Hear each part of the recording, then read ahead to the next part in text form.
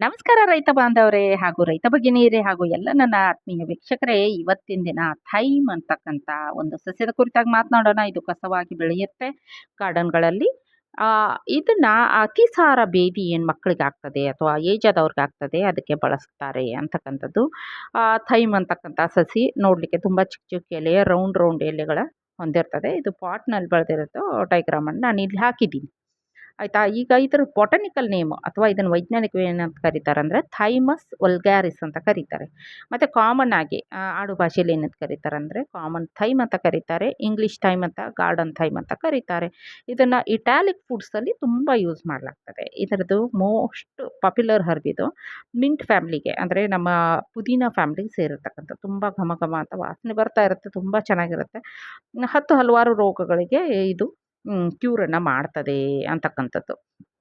ಡಯಟ್‌ಗೆಲ್ಲ ತುಂಬ ಯೂಸ್ ಆಗ್ತದೆ. ಇದು ಒಂದು ಆರ್ನಮೆಂಟಲ್ ಹರ್ಬ್ ಆಗಿರ್ತದೆ. ಅಂದರೆ ಇದನ್ನು ನೋಡೋಕ್ಕೆ ಚೆನ್ನಾಗಿ ಅಂಥೇಳಿ ಪಾಟ್‌ಗಳಲ್ಲಿ ಇಟ್ಕೊಂಡು ಬೆಳೆಸ್ಕೊತಾರೆ. ಆಂಟಿ ಬ್ಯಾಕ್ಟೀರಿಯಲ್ಲು ಮತ್ತು ಇನ್ಸೆಕ್ಟಿಸೈಡಲ್ ಪ್ರಾಪರ್ಟಿ ಹೊಂದಿರ್ತದೆ. ಅಂದರೆ ಬ್ಯಾಕ್ಟೀರಿಯಾಗಳು, ದುಂಡಾಣುಗಳು ಬೆಳೆಯದಂತೆ ಹಾಗೂ ಕೀಡಿಗಳು ಬರದಂತೆ ಇದನ್ನು ಬಳಸಲಾಗ್ತದೆ. ಅಂದರೆ ನಮ್ಮ ಕಾಳು ಕಡಿಗಳು ಇರ್ತಾವಲ್ಲ, ಸ್ಟೋರ್ ಮಾಡಿ ಇಟ್ಕೊಂಡಿರ್ತೀವಲ್ಲ, ಇದರ ಸ್ವಲ್ಪ ಎಲೆಗಳನ್ನು ಹಾಕ್ಕೊಂತು ಅಂತ ಹೇಳಿದ್ರೆ ಅಲ್ಲಿ ಹುಳಗಳು ಕಾಣಿಸ್ಕೊಳ್ಳಲ್ಲ ಅಂಥೇಳಿ. ಇದನ್ನು ಕಮರ್ಷಿಯಲ್ ಆಗಿಯೂ ಯೂಸ್ ಮಾಡ್ತಾರೆ. ಏನೆಲ್ಲ ಅಂತಂದರೆ ಎಸೆನ್ಷಿಯಲ್ ಆಯಿಲ್ ಬರುತ್ತೆ ಇದರಲ್ಲಿ. ಈ ಎಸೆನ್ಷಿಯಲ್ ಆಯಿಲನ್ನು ಬಳಸ್ಕೊಳ್ಳಿಕ್ಕೆ ಇದನ್ನು ಉಪಯೋಗ ಮಾಡ್ತಾರೆ ಅಂಥೇಳಿ. ಎಸೆನ್ಷಿಯಲ್ ಆಯಿಲು ಅಂತ ಹೇಳಿದರೆ ಇದರಿಂದ ಎಕ್ಸ್ಟ್ರಾಕ್ಟ್ ಮಾಡಿರೋ ಆಯಿಲು ತುಂಬ ಚೆನ್ನಾಗಿರ್ತದೆ. ಎಲ್ಲ ಅಡುಗೆಗಳಲ್ಲಿ ಬಳಸ್ತಾರೆ. ಅದಲ್ಲದೆ ಇದನ್ನು ಟೀ ಮಾಡಲಿಕ್ಕೆ ಕೂಡ ಬಳಸ್ತಾರೆ. ತುಂಬ ಫೇಮಸ್ ಆಗಿದೆ ಟೀ ಅಂತಲೇ ನಾವಿವತ್ತು ಹೇಳ್ಬೋದು. ಮತ್ತು ಇನ್ನು ಇದರಿಂದ ಹಲವಾರು ರೋಗಗಳನ್ನ ಕ್ಯೂರ್ ಮಾಡ್ಬೋದು. ಯಾವೆಲ್ಲ ರೋಗ ಕ್ಯೂರ್ ಮಾಡ್ಬೋದು ಅಂತ ಹೇಳೋದಾಯಿತು ಅಂತ ಹೇಳಿದರೆ ಆರ್ಥ್ರೈಟಿಸ್ ಅಂಥೇಳಿ ಎಲುವಿನ ರೋಗಗಳ ಸಮಸ್ಯೆ ಕ್ಯೂರ್ ಮಾಡ್ಬೋದು. ಹಾಗಾಗಿ ಇದನ್ನು ಏನು ಹೇಗೆ ಬಳಸ್ತಾರೆ ಅಂತ ಹೇಳಿದರೆ, ಯಾವೆಲ್ಲ ಮಕ್ಕಳು, ಚಿಕ್ಕ ಮಕ್ಕಳು 5 ವರ್ಷದ ಮಗು ಒಳಗಡೆ ಇರ್ತಕ್ಕಂಥ ಮಗುಗೆ ಇದರದ್ದು ನೀರು 2 3 ಹನಿ ಪ್ರತಿದಿನ ಕುಡಿಸೋದ್ರಿಂದ ಎಲುವಿನ ಸಮಸ್ಯೆಗಳು ಬರೋದಿಲ್ಲ ಅಂಥೇಳಿ. ಅದಲ್ಲದೆ ಕೆಲವೊಮ್ಮೆ ಸ್ಟಮಕ್ ಏಕ್‌ಗಳು ಬರುತ್ತಿರುತ್ತೆ. ಅಂದರೆ ಹೊಟ್ಟೆ ನೋವು ಅದು ಬರದೇ ಇರೋ ರೀತಿಯಲ್ಲಿ ನೋಡ್ಕೊಳ್ತಾರೆ. ಡೈಹೀರಿಯಾ, ಅತಿಸಾರ ಬೇದಿ ಆಗ್ತಾ ಇರ್ತದೆ. ಹಲ್ಲುಗಳು ಬರ್ತಾ ಇರಬೇಕಾದ್ರೆ ಮಗುಗಳಿಗೆ ಡೈಹೀರಿಯಾ ಆಗ್ತಾ ಇರ್ತದೆ. ಆವಾಗ ಇದನ್ನು ನಾವು ಅಂಗಡಿಗಳಿಂದ ತಗೊಂಡು ಬಂದು ಏನು ಗಂತಿ ಅಂಗಡಿಗಳಿರ್ತವೆ ಅಲ್ಲಿಂದ ತೊಗೊಂಡು ಬಂದು ಇದು ಮಾಡ್ಕೊಳ್ಬೋದು. ಇಲ್ದಿದ್ರೆ ನಾವು ಗಾರ್ಡನಲ್ಲಿ ಕಸವಾಗಿ ಬೆಳೆದಿದ್ರೆ ಇದನ್ನು ಗುರ್ತಿಡಿದ್ರೆ ಬಳಸ್ಬೋದು. ಅದಲ್ಲದೆ ಸೋರ್ ಥ್ರೋಟ್ ಅಂಥೇಳಿ, ಅಂದರೆ ಪದೇ ಪದೇ ಗಂಟಲು ಬೇನೆ ಆಗ್ತಾ ಇರ್ತದೆ ಅಂಥವ್ರು ಕೂಡ ಇದನ್ನು ಯೂಸ್ ಮಾಡ್ಬೋದು. ಅದಲ್ಲದೆ ಹಲವಾರು ಜನಕ್ಕೆ ಇವತ್ತಿನ ದಿನ ದೊಡ್ಡ ಸಮಸ್ಯೆ ಅಂತ ಹೇಳಿದರೆ ಲೈಫ್ ಸ್ಟೈಲ್ ಡಿಸೀಸಸ್ ಅಥವಾ ಜೀವನ ಶೈಲಿಯಿಂದಾಗಿ ಹಲವಾರು ರೋಗಗಳು ಬರ್ತಾ ಇದ್ದಾವೆ. ಅದರಲ್ಲಿ ಮುಖ್ಯವಾಗಿ ಅಂತ ಹೇಳಿದರೆ ಶುಗರ್, ಡಯಾಬಿಟಿಸ್ ಬರ್ತಾ ಇದೆ, ಟೈಪ್ 2. ಅದಲ್ಲದೆ ಬಿ-ಪಿ ಮತ್ತು ಹೃದಯ ಸಂಬಂಧಿತ ರೋಗಗಳು ಬರ್ತಾ ಇದೆ.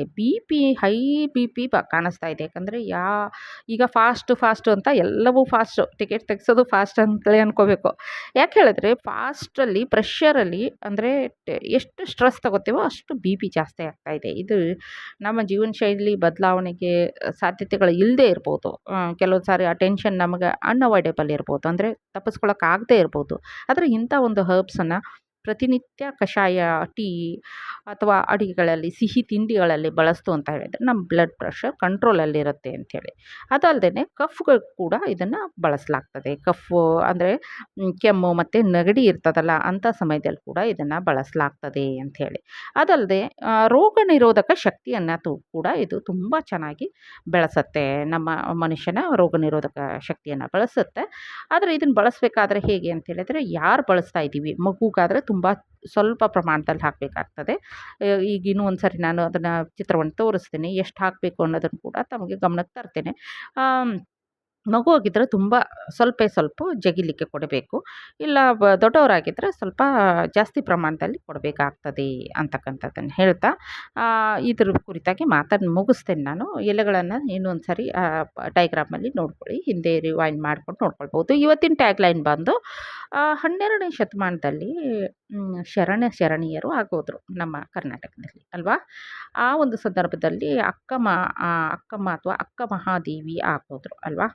ಆ ಒಂದು ತಾಯಿ ಏನು ಅವರು ಇದ್ರೋ, ಅವರು ವಿಚಾರಗಳು ಅಥವಾ ಅವರು ಒಂದು ಧ್ಯೇಯಗಳು ಯಾವ ರೀತಿ ಇದ್ವು ಅಂದರೆ, ಅವ್ರು ಹೇಳ್ತಾವ್ರೆ ಒಂದು ಬಾರಿ, ಕಾಮಾರಿಯರು ಗೆಲಿದನು ಬಸವ ನಿಮ್ಮಿಂದ, ಸೋಮಧರನು ಹಿಡಿದಪ್ಪೆನೋ ಬಸವ ನಿಮ್ಮ ಕೃಪೆಯಿಂದ, ನಾವದಲ್ಲಿ ಹೆಂಗೂಸೆಂಬ ಹೆಸರಾದೊಡೇನು ಭಾವಿಸಲು ಗಂಡು ರೂಪ ಬಸವ ನಿಮ್ಮ ದಯದಿಂದ ತುಂಬ ಚೆನ್ನಾಗಿ ಹೇಳ್ತಾರೆ.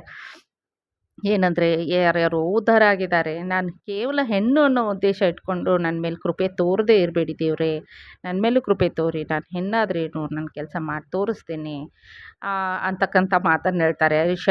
ವರ್ಗಗಳನ್ನು ಮೆಟ್ಟಿ ನಿಂತು ಚನ್ನಮಲ್ಲಿಕಾರ್ಜುನ ಎಂಬ ವಚನಾಂಕಿತದಿಂದ ತಮ್ಮ ಹೆಸರನ್ನು ಗಳಿಸಿದಂಥವರು ನಮ್ಮ ಅಕ್ಕ ಮಹಾದೇವಿಯರು. ಅವರು ಮೂಢನಂಬಿಕೆ ಹೋಗಲಾಡ್ಸೋಕ್ಕೆ ಪ್ರಯತ್ನ ಮಾಡ್ತಾರೆ. ಸಮಾಜದಲ್ಲಿರುವ ಜಾತೀಯತೆ, ಅಸಮಾನತೆ, ಅಸ್ಪೃಶ್ಯತೆ ಇವೆಲ್ಲವನ್ನು ಹೊಡೆದೋಡಿಸ್ಲಿಕ್ಕೆ ಶರಣೆಯರು ತುಂಬ ಕೆಲಸ ಮಾಡಿದ್ರಲ್ಲಿ ಅಕ್ಕ ಮಹಾದೇವಿಯರು ಕೂಡ ಒಬ್ಬರು. ಹಾಗಾಗಿ ನಾವು ಇವತ್ತಿನ ದಿನ ಏನನ್ನು ಅರ್ಥ ಮಾಡ್ಕೊಳ್ಬೇಕು ಅಂತ ಹೇಳಿದರೆ, ಹೆಣ್ಣು ಮಕ್ಕಳಿಗೂ ಗೌರವವನ್ನು ಸೂಚಿಸೋಣ, ನಗ್ನಗ್ತಾ ಇರೋಣ. ತಾಯಿ ತಂಗಿಯರು ಎಲ್ಲ ಅಕ್ಕಂದಿರು ಕೂಡ ಹೆಣ್ಮಕ್ಳಲ್ವಾ, ಹಾಗಾಗಿ ಅವರಿಗೂ ಗೌರವವನ್ನು ಸಲ್ಲಿಸೋಣ ಅಂತ ಹೇಳ್ತಾ, ಎಲ್ಲ ನಗ್ನಗ್ತಾ ಇರಿ, ಖುಷಿಯಾಗಿರಿ ಅಂತ ಹೇಳ್ತಾ, ಸರ್ವೇ ಜನ ಸುಖಿನೋ ಭವಂತು.